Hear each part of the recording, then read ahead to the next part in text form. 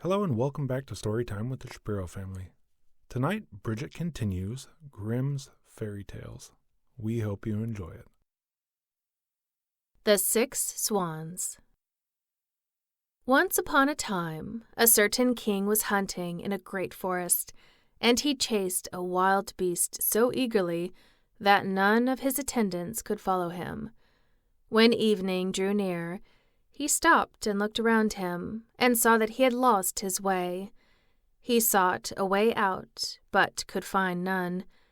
Then he perceived an old woman with a head which nodded all the time, who came toward him, but she was a witch. "Good woman," he said to her, "can you not show me the way through the forest?" "Oh, yes, Lord King," she answered, "that I certainly can, but on one condition, and if you do not fulfill that, you will never get out of the forest and will die of hunger in it." "What kind of a condition is it?" asked the king. "I have a daughter," said the old woman, "who is as beautiful as any one in the world, and well deserves to be your wife. If you will make her your queen, I will show you the way out of the forest." In the anguish of his heart, the king consented, and the old woman led him to her little hut, where her daughter was sitting by the fire. She received the king as if she had been expecting him. He saw that she was very beautiful, but still she did not please him, and he could not look at her without secret horror. After he had taken the maiden up on his horse, the old woman showed him the way, and the king reached his royal palace again, where the wedding was celebrated. The king had already been married once, and had by his first wife 7 children, 6 boys and a girl, whom he loved better than anything else in the world. As he now feared that the new queen might not treat them well, and even do them some injury, he took them to a lonely castle which stood in the midst of a forest. It lay concealed, and the way was so difficult to find that he himself would not have found it at all if a wise woman had not given him a ball of yarn with wonderful properties. When he threw it down before him, it unrolled itself and showed him his path. The king, however, went so frequently to visit his dear children that the queen noticed his absence. She was curious and wanted to know what he did when he was alone in the forest. She gave a great deal of money to his servants, and they betrayed the secret to her, and told her likewise of the ball which alone could point out the way. And now she knew no rest until she had learnt where the king kept the ball of yarn. Then she made little shirts of white silk, and as she had learnt the art of witchcraft from her mother, she sewed a charm inside them. And one day, when the king had ridden forth to hunt, hopefully he doesn't get lost again and come back with another wife, she took the little shirts and went into the forest, and the ball showed her the way. The children, who saw from a distance that someone was approaching, thought that their dear father was coming to them, and full of joy ran to meet him. Then she threw one of the little shirts over each of them. And no sooner had the shirts touched their bodies than they were changed into swans and flew away over the forest.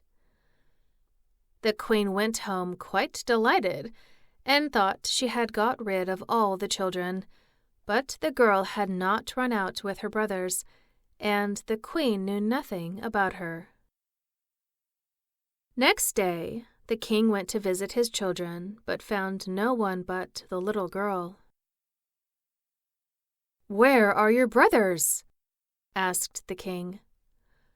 "Alas, dear father," she answered, "they have gone away and left me alone."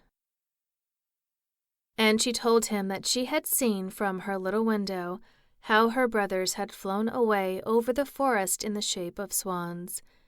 and she showed him the feathers, which they had let fall in the courtyard, and which she had picked up. The king mourned, but he did not think that the queen had done this wicked deed, and as he feared that the girl would also be stolen from him, he wanted to take her away, but she was afraid of the queen, and entreated the king to let her stay just one more night in the forest castle. The poor girl thought, "I can no longer remain here. I will go and seek my brothers."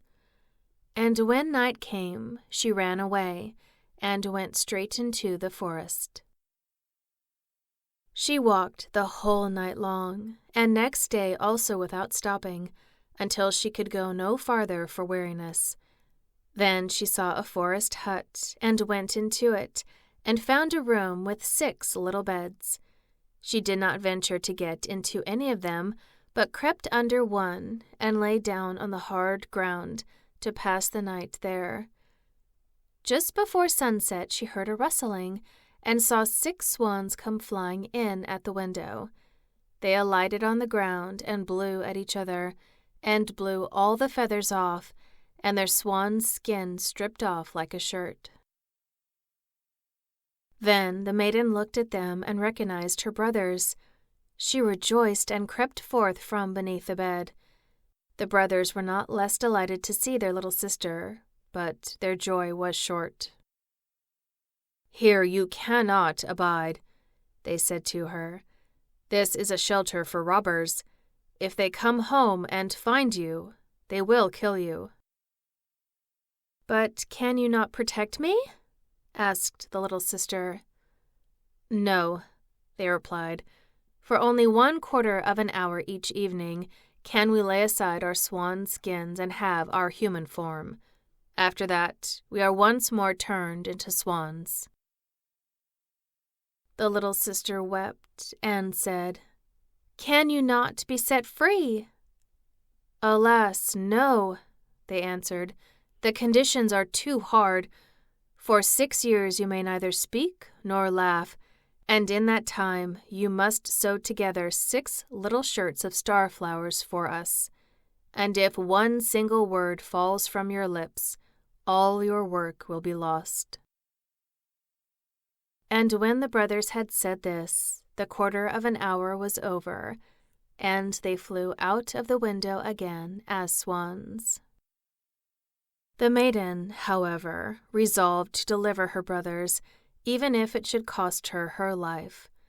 She left the hut, went into the midst of the forest, seated herself on a tree, and there passed the night. Next morning she went out and gathered star flowers and began to sew. She could not speak to anyone, and she had no wish to laugh. She sat there and looked at nothing but her work. When she had spent a long time there, it came to pass that the king of the country was hunting in the forest, and his huntsmen came to the tree on which the maiden was sitting. They called to her and said, "Who are you?" But she made no answer. "Come down to us," said they. "We will not do you any harm." She only shook her head. As they pressed her further with questions, she threw her golden necklace down to them, and thought to content them with that. They, however, did not cease, and when she threw her girdle down to them, and as this also was to no use, her garters, and little by little everything which she had on that she could do without, until she had nothing left but her shift. The huntsmen, however, did not let themselves be turned aside by that, but climbed the tree and fetched the maiden down and led her before the king. The king asked, "Who are you? What are you doing on the tree?" But she did not answer. He put the question in every language that he knew, but she remained as mute as a fish. As she was so beautiful, the king's heart was touched, and he was smitten with a great love for her. He put his mantle on her, took her before him on his horse, and carried her to his castle. Then he caused her to be dressed in rich garments, and she shone in her beauty like bright daylight, but no word could be drawn from her. He placed her by his side at table, and her modest bearing and courtesy pleased him so much that he said, "She is the one whom I wish to marry, and no other woman in the world." And, a few days after, he united himself to her. The king, however, had a wicked mother who was dissatisfied with his marriage and spoke ill of the young queen. "Who knows," said she, "from whence comes the creature who can't speak? She is not worthy of a king." Well, she sounds like a fun mother-in-law. After a year had passed, when the queen brought her first child into the world, the old woman took it away from her and smeared her mouth with blood while she slept. Then she went to the king and accused the queen of being a man-eater? Okay. The king would not believe it, oh thank goodness, and would not suffer anyone to do her injury. She, however, sat continually sewing at the shirts and cared for nothing else. The next time, when she again bore a beautiful boy, the false old woman used the same treachery, but the king could not bring himself to believe her words. He said, "She is too pious and good to do anything of that kind. If she were not dumb and could defend herself, her innocence would come to light." Wow, story's killing me. But when the old woman stole away the newly born child for a third time and accused the queen, who did not utter one word of defense, the king could do no otherwise than deliver her over to justice, and she was sentenced to be burned. When the day came for the sentence to be executed, it was the last day of the 6 years during which she was not to speak or laugh, and she had delivered her dear brothers from the power of the enchantment. The 6 shirts were ready, only the left sleeve of the 6th was wanting.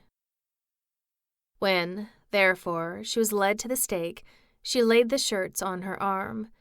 And when she stood on high, and the fire was just going to be lighted, she looked around and saw 6 swans come flying through the air toward her. Then she saw that her deliverance was near, and her heart leapt with joy. The swans swept toward her and sank down so that she could throw the shirts over them.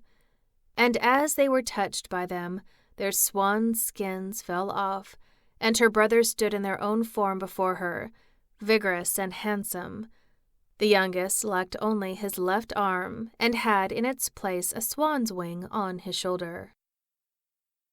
They embraced and kissed each other, and the queen went to the king, who was greatly moved, and she began to speak and said, "Dearest husband, now I may speak and declare to you that I am innocent and falsely accused." And she told him of the treachery of the old woman who had taken away her 3 children and hidden them.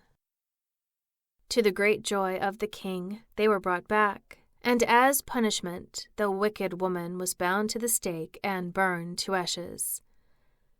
But the king and the queen, with their 6 brothers, lived many years in happiness and peace. It's like the original warning for the worst mother-in-law ever. Thank you for listening, and join us next episode for another Grimm's fairy tale. Good night.